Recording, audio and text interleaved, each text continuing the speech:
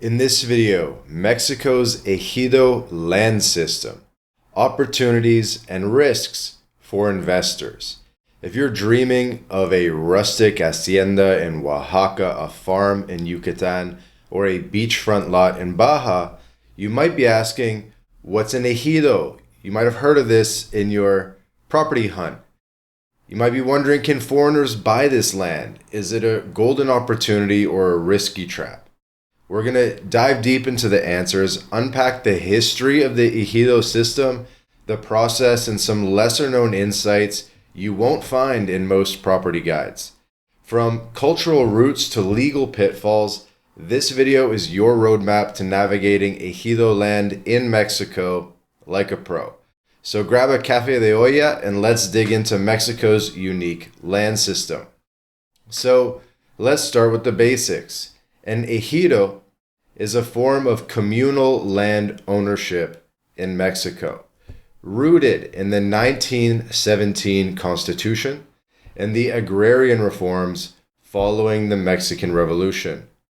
Designed to empower rural and indigenous communities, ejidos are collectively owned by groups of farmers, the ejidatarios. You don't hear that word much. And they hold the rights to the farm, to live on, or to develop the land. Today, ejidos cover about 50% of Mexico's territory, over 100 million hectares, making them a significant part of the country's real estate landscape, per Mexico News Daily 2024. 50% of Mexico's territory is insane. So you've probably come across this if you've been looking at real estate in Mexico. Unlike private property, ejido land isn't owned by individuals, but by the ejido community as a whole, managed by an elected assembly. Since 1992, reforms under President Carlos Salinas, ejidatarios can privatize portions of their land through a process called dominio pleno, full ownership, allowing sales to Mexicans or in some cases, foreigners. Common questions include, why is ejido land attractive? What are the risks? Should it be avoided? How does it differ from private property? We'll cover the opportunities, starting with why ejido land draws investors. So why invest? What are the benefits? Well, it's a unique opportunity, especially for savvy investors or expats seeking affordable real estate. First, it's going to be low cost. Ejido land is often 30 to 50% cheaper than private property, with lots in areas like Yucatan or Chiapas selling for, $10,000 to $50,000 USD, compared to $100,000 USD for private beachfront lots. This affordability appeals to retirees, eco-developers, or those eyeing vacation homes. Second, another benefit is access to prime locations. Many ejidos are in desirable areas, beaches, cenotes, or archaeological sites where private land is scarce or overpriced. Third, there's the potential for privatization. Through dominio pleno, you can convert ejido land to private property, gaining a clear title transferable to foreigners via a fideicomiso in restricted zones. And here's a lesser known perk, the community partnerships. Buying ejido land often involves working with ejidatarios, fostering cultural connections, and supporting local communities. For example, eco-lodges in Quintana Roo, built on ejido land, share benefits with communities, creating win-win deals. Next, let's talk about the process of buying ejido land. We'll answer the question, how do you buy ejido land and what's the process? It's more complex than private property, but doable with care. So here's a step-by-step. Number one, identify the ejido. So locate the ejido, confirm the land is available for sale or convince them to sell, typically through a local realtor or ejidatario contact that you might have. And then you're going to negotiate with ejidatarios. You're going to agree on a price with the ejidatario and the ejido assembly, documented in an acta de asamblea, which is the assembly minutes. Then you'll obtain a procede certificate, verify the land's what's called a certificado parcelario through the procede, which is basically the program for certification of ejido rights, ensuring that it's legally parcelized and the people selling you this piece of land actually have the right to sell it. Then you apply for the dominio pleno. The ejidatario submits to the RAN, which is like the National Agrarian Registry, to privatize the parcel. And this could take time. This could take 3 to 6 months. Then you'll hire a Notario Publico, if you haven't already. A notary drafts the title, the escritura, registers it with the Registro Público de la Propiedad, the property registry. And then you'll handle taxes, which could be 2 to 5% acquisition tax. If you're in a restricted zone, at this point you would secure a fideicomiso. For the coastal and borderland, you'd set up the bank trust in order to hold the land. Here's a hidden tip: pre-verify parcelization.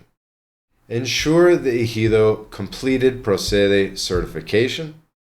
That stands for PROCEDE, by the way, as unparcelized land can't be privatized, delaying or voiding sales.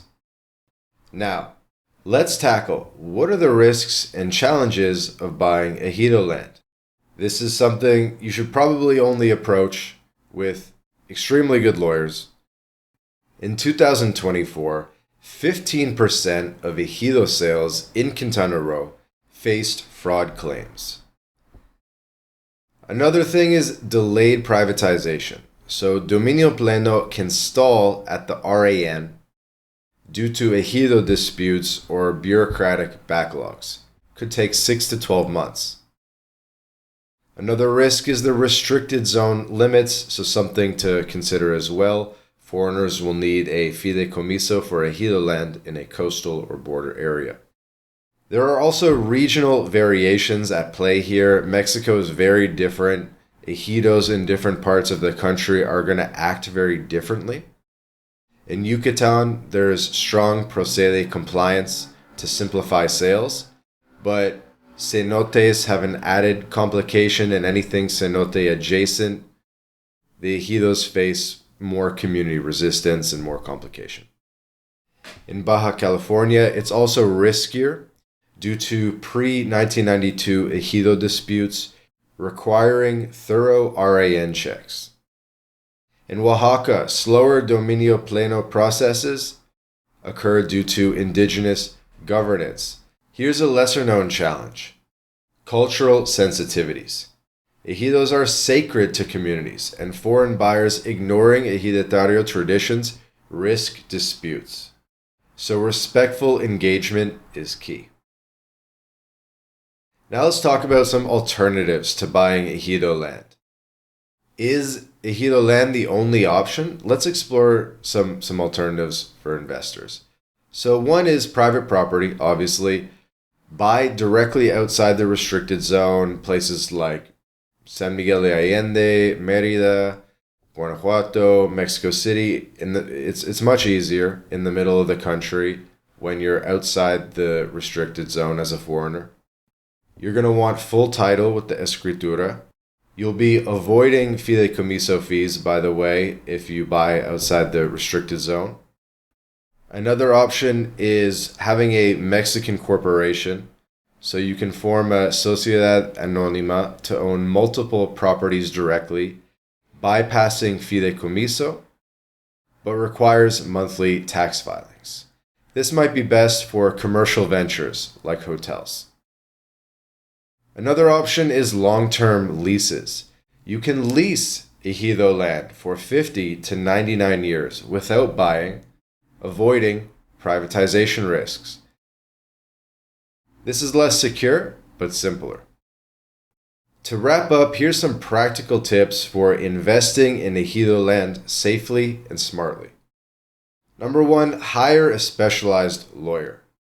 Having a lawyer is absolutely necessary during this process to verify the procede certificates, get the ejido assembly approval, every step of the way. This is something that you're absolutely not going to want to do by yourself. If you need a good lawyer, at MyLatinLife, we're a full-scale immigration consultancy. We have the best lawyers for residency in Mexico, citizenship in Mexico. We can spin up Sociedad Anónimas. We can build Mexican corporations, fideicomisos, any kind of structure that you need.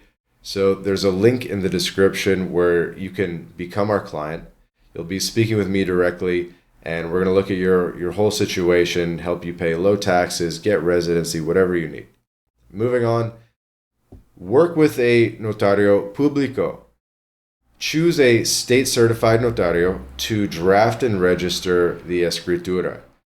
You'll want to ensure there's no liens against the property as well. There's different customs around who gets to choose the Notario Publico, but basically you can choose whatever Notario Publico you want in most situations. Then verify at RAN. Check the land status via the Registro Agrario Nacional. They have a website, or you can do it in person, confirming parcelization and dominio pleno eligibility. Also, engage the ejido community. Attend ejido assemblies, bring a translator if you need to, and respect traditions to build trust, avoiding disputes. Then secure title insurance. Even U.S. firms might be able to do this for you, or Mexican firms, to protect against title fraud. Okay. Another tip is join expat networks. You can connect on X, on Twitter, or on forums like Internations for realtor recommendations in ejido-rich areas like Yucatan or Chiapas. Again, link in the description. We have the best lawyers you could possibly have, so book a call with us. Here's a lesser-known strategy. Invest in regularized ejidos. So since 2019, Mexico's SRA has accelerated procede certifications, reducing risks in states like Quintana Roo. So check SRA records for pre-approved parcels to save time. And there you have it, land lovers. Mexico's ejido land system is a unique opportunity to own affordable prime real estate in rural paradises like Yucatan, Oaxaca, or Baja. But it's not without risks. From low costs and cultural partnerships to the complex dominio pleno system, ejidos offer a path to rural riches, if you navigate it wisely. With alternatives like private property or corporations, and tips like hiring notarios, verifying RAN records, and respecting ejidatario traditions, you're ready to invest with confidence. Whether you're building a farm, eco-lodge, or dream retreat, I hope this video answered your questions and sparked excitement for Mexico's communal lands. What's your ejido dream? Got questions about buying or regularizing? Drop them in the comments below. Don't forget to like, subscribe, and hit that notification bell for more expat and real estate insights. See you in the next video.